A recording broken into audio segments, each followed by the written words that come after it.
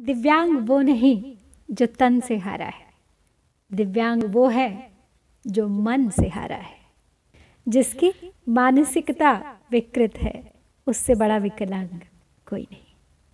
आज विश्व दिव्यांग दिवस है और मैं जानती हूँ एक ऐसे दिव्यांग को जिसकी हिम्मत, जिसके हौसले, जिसकी कला के आगे अच्छे अच्छे सर्वांग संपूर्ण भी हार जाते हैं।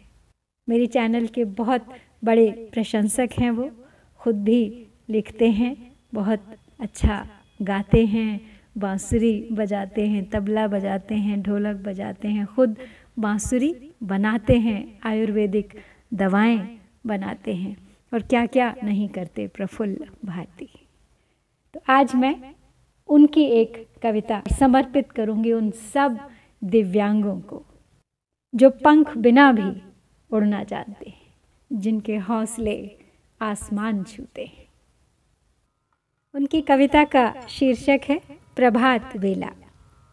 ये कविता प्रफुल्ल जी के हृदय के बहुत ही करीब है, क्योंकि उनके जीवन में कुछ नया हुआ है हाल ही में। तो उनका मानना है कि स्त्री के बिना संसार की कल्पना ही नहीं की जा सकती।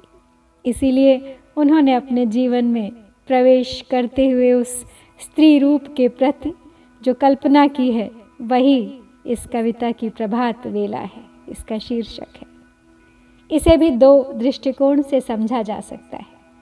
पहला, एक स्त्री का जीवन में धीरे धीरे आना, और दूसरा, प्रथम मिलन की घड़ी नजदीक आना। यदि बाहरी कल्पना का प्रयास करते हैं तो कहीं ना कहीं अंदरूनी कल्पना पीछे रह जाती है, और अंदरूनी का प्रयास करें तो बाहर की पीछे रह जाती है। जिस तरह पुरुष जीवन भर कभी नारी को समझ नहीं सकता, वैसे ही जितनी कल्पना करेगा उतनी कम ही रहेगी। इसलिए प्रफुल्ल कहते हैं कि उनकी कल्पना भी संपूर्ण नहीं है, यह तो प्रभात वेला में पूर्ण रूप से प्रज्वलित होने तक का एक एहसास है। प्रज्वलित कर धरा को गगन भी अर्क के साथ शोणित हुआ है, अर्श का ये मिलन है मही से, शून्य सारा सुशोभित हुआ है। चल रहे हैं विशिख अब प्रभा के, यामिनी जाके कहीं अब छुप रही है। शुभ्रता बढ़ रही है जगत में, वात गिर से चली सी आ रही है। वक्षस्थल पे वसुधा के सागर नव प्रभा से प्रफुल्लित हुआ है, अर्श का ये मिलन है मही से, शून्य सारा सुशोभित हुआ है। जब शरासन रवितानता है, छवि शरों में धरा डूबती है, हो अलंकृत सकल जल धरा का, द्युत लगन से बहुत खेलती है। रत्न गर्भा बुलाती किरण को, व्योम जैसे मोहित हुआ है, अर्श का ये मिलन है मही से, शून्य सारा सुशोभित हुआ है।